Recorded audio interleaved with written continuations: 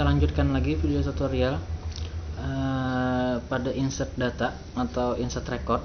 Di sini kita perbaiki dulu keterangan-keterangan di sini. Jadi kita pilih di sini, kemudian kita perbaiki nama-namanya ini. Caranya langsung saja kita blok, kemudian kita beri nama spasi, pakai tanda tanah bawah. Di sini telepon spasi, di sini alamat, kemudian merek, kemudian lagi tipe, kemudian sini tanggal masuk, di bawahnya tanggal selesai. Di sini kelengkapan, artinya apa yang dibawa oleh pelanggan kita kan. Kemudian di sini kerusakan atau keluhan bisa. Di sini biaya, di sini admin, di sini status. Sedangkan tombolnya kita klik, kemudian kita kalau sudah kita klik kita ganti value-nya di sini, yaitu simpan. Nah, enter, maka di sini akan berubah. Nah, setelah ini kita akan menambahkan fungsi-fungsi seperti tombol back atau tombol cancel atau tombol selesai dan tombol print segala macam. Jadi yang kita perlukan adalah file jQuery-nya atau kumpulan bahan JavaScript yang sudah saya bagikan di website saya berbentuk zip. Nanti kalau diekstrak akan ada file folder JS untuk JavaScript atau jQuery-nya. Kemudian captcha ini kemungkinan tidak terpakai. Kemudian kumpulan coding. Nah, kumpulan coding ini yang paling terpakai nanti supaya kita bisa copy paste codingnya. Jadi tidak perlu lagi mengetik. Kemudian waktu titik PHP-nya. Yang ini dan folder JS dan waktu titik PHP-nya kita copy. Kemudian kita letakkan di folder pekerjaan kita, yaitu folder di data C, kemudian di SAM, kemudian htdoc, kemudian kita cari service app foldernya. Nah, di sini kita paste, Ctrl V. Nah, maka proses paste sebentar saja. Nah, maka nantinya di sini harus ada folder JS dan file waktu titik PHP. Folder JS ini untuk JavaScript atau jQuery-nya, sedangkan waktu titik PHP nanti sebagai tanggal otomatis. Ya, tanggal otomatis mengikuti tanggal kita yang di samping kanan bawah ini, tanggal di Windows kita. Nah, ini kita tutup, kemudian langsung kita buka file kumpulan coding paling atas. Yang pertama kita buat tombol kembali. Jadi di sini bisa kita buat tombol kembali, kita copy dari input awal sampai input akhir. Nah, satu baris saja kita copy, kemudian kita letakkan di samping sini. Jadi samping sini kita klik di sini, kemudian kita menuju kode. Nah, di sini kita spasi sekali, baru kita paste. Nah, jadi ini hasilnya dari input awal sampai input akhir. Simpan dulu, kemudian kita coba refresh.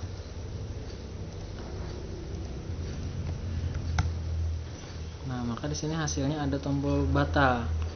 Tombol batal ini kita ganti namanya dengan kembali. Caranya kita cari coding value-nya. Nah, ini coding value batal menjadi kembali. Simpan. Kemudian kita juga bisa membuat tombol reset. Jadi isian-isian yang ada di sini bisa kita reset. Klik di sini. Kemudian kita pilih di form, lalu kita pilih button. Nah, ini. Klik, kita namakan di sini reset. ID-nya saja, labelnya tidak usah. Oke. Nah, kemudian di submit-nya ini kita klik, lalu kita ganti value-nya menjadi reset. Enter. Dan action-nya kita rubah menjadi reset. Nah, ini. Kalau sudah, kita simpan, kita coba jalankan. Nah, maka hasilnya di sini ada tombol reset. Kalau ada yang kita isi, contohnya ini, kita reset. reset, nah maka dia akan kosong. Sedangkan ini adalah file untuk kembali. Misalnya kita buka file tombol home, kemudian kita klik service. Apabila kita klik kembali, maka dia akan kembali ke home. Nah ini, jadi dia akan kembali ke halaman sebelumnya yang kita klik. Nah jadi ini tombol kembali fungsinya. Kemudian ini nanti akan sangat berguna pada waktu kita membuat edit di bagian sini dan hapus. Nah kemudian ada lagi tombol print. Tombol print ini bisa kita gunakan di sini. Kita cari fungsi print. Nah ini fungsi CSS untuk tombol print. Yang pertama di sini biasanya untuk laporan, nah tombol print ini. Nah ini kita copy CSS-nya, stylenya, kemudian kita letakkan di coding di dalam head. Kode, kemudian kita menuju head. Nah ini ada head penutup, ini ada head awal. Nah jadi di antara sini sampai sini. Jadi di sini kita enter sekali, lalu kita letakkan coding CSS tadi. Nah seperti ini. Lalu kita kembali ke kumpulan coding lagi, kita copy inputnya dari sini sampai ke sini. Ctrl C.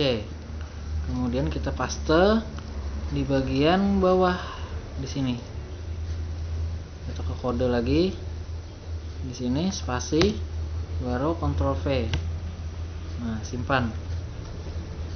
Maka hasilnya kalau kita lihat di sini. Nah, ini ada tombol print. Tombol print ini kalau kita klik, maka akan muncul perintah print seperti ini. Bisa kita pilih printernya, langsung di print, atau kita bisa simpan sebagai dokumen. Jadi kita pilih Microsoft XPS dokumen. Oke. Nah maka akan proses. Nah di sini kita disuruh menyimpan, mau kemana menyimpan? Misalnya ke dokumen. Namanya kita buat laporan. Di save. Nah maka hasilnya kalau kita buka folder dokumen, ada laporan di sini. Kita klik kanan, open with XPS Viewer atau reader bawaan Windows 8. Sini kita gunakan XPS Viewer. Nah hasilnya seperti laporan jadinya, tapi semua halaman. Jadi nanti kalau laporan yang benar adalah menunya kita hilangkan, kemudian inputnya juga kita hilangkan, tinggal data service-nya yang kita tinggal. Nah seperti itu. Kita kembali lagi. Sini sudah selesai, tinggal kita beri require atau validasi. Jadi kita kembali di sini. Validasi yang kita pakai bisa menggunakan bawaan HTML dengan cara klik di sini, kemudian kita pilih kode. Nah lalu di sini di bagian input zoom sini kita tambahkan komponen baru, yaitu spasi required. Nah ini ada required, kita enter, maka coding required ini dari sini sampai sini tambahannya. Maka kita simpan, kemudian kita coba jalankan, kita refresh. Nah kalau nama tidak kita isi, langsung kita simpan di sini. Nah maka di sini ada perintah error, kan, please fill out this field, artinya kolom ini tidak boleh kosong. Nah itu cara pertama. Kemudian cara kedua, kita bisa menggunakan JavaScript bawaan Dreamweaver. Caranya kita hapus dulu coding required yang tadi. Nah kemudian kita menuju ke desain. Di sini bisa kita gunakan, klik di text fill-nya, lalu kita pilih insert, kemudian kita pilih form, kemudian kita pilih spray validation text fill. Jadi pakai spray validation, klik. Nah maka akan muncul di sini keterangan spray validation properties-nya. Yang kita ubah adalah inisialnya kita ganti jadi required, sedangkan change-nya kita contreng. Nah di sini ada pesannya. Pesannya ini kita ganti, kita blok dulu, jangan sampai hilang kotaknya. Lalu langsung kita isi di situ. Nama belum diisi. tanda seru, simpan. Di sini ada perintah copy dependent files, kita oke saja. Nah, kemudian kita coba jalankan. Apabila kita buka file service-nya lalu kita simpan langsung, nah maka di sini ada pesan error, nama belum diisi. Tapi kalau sudah kita buat namanya, misalnya Andi, kita menuju ke file selanjutnya, form selanjutnya, maka dia berubah menjadi hijau, artinya sudah benar data yang kita masukkan. Nah, kemudian yang kedua lagi, kita membuat spray validation untuk telepon. Kita klik di bagian telepon, kemudian kita menuju ke form, insert form, kemudian pilih spray validation text field lagi, karena ini berupa text field kan. Nah, sama pengaturannya. Yang pertama kita membuat tidak boleh kosong, jadi require, dan change-nya kita contreng. Lalu di sini keterangannya juga kita blok, jangan sampai kotaknya hilang, kotak merahnya. Sini telepon belum diisi, simpan. Nah, kemudian kalau telepon kan ada validasi untuk nomor, jadi telepon harus berbentuk nomor semua. Kita klik lagi, kita tambahkan validasi baru, klik di sini, kemudian klik yang warna birunya. Nah, maka di sini akan muncul lagi spray validation-nya. Tipenya kita gunakan real number. Nah, seperti ini. Lalu di sini invalid formatnya pun kita ganti teksnya. Kita ganti dengan telepon harus angka. Simpan. Nah, maka di sini kalau kita coba jalankan, kita langsung simpan. Nah, maka di sini ada pesannya. Nama tidak boleh kosong, telepon belum nama belum diisi, telepon belum diisi. Kalau kita isi, di sini Andi, kemudian di sini nomor teleponnya 08, kemudian ada kesalahan, misalnya kita ketik huruf A, nah maka di sini juga ada pesannya, telepon harus angka. Tapi kalau kita benarkan 082158902900, kita contohnya, nah maka sudah benar. Jadi ini untuk memvalidasi kesalahan-kesalahan waktu orang menginput.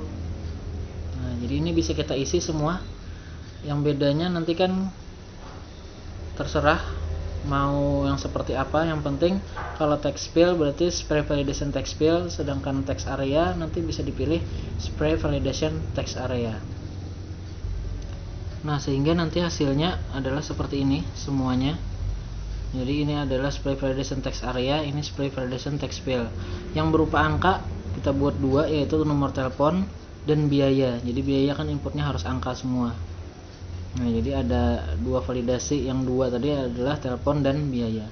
Sedangkan tanggal masuk dan tanggal selesai ini tidak perlu kita validasi karena akan kita buat input secara otomatis. Merek juga tidak perlu karena ada pilihannya kan. Sedangkan status juga tidak perlu kita validasi karena juga sudah pasti pilihannya tercontreng di sini. Nah, kemudian setelah ini akan kita lanjutkan ke bagian tanggal otomatis, membuat kalender otomatis, dan kemudian pesan box apabila data berhasil disimpan. Kita lanjutkan ke tutorial video selanjutnya.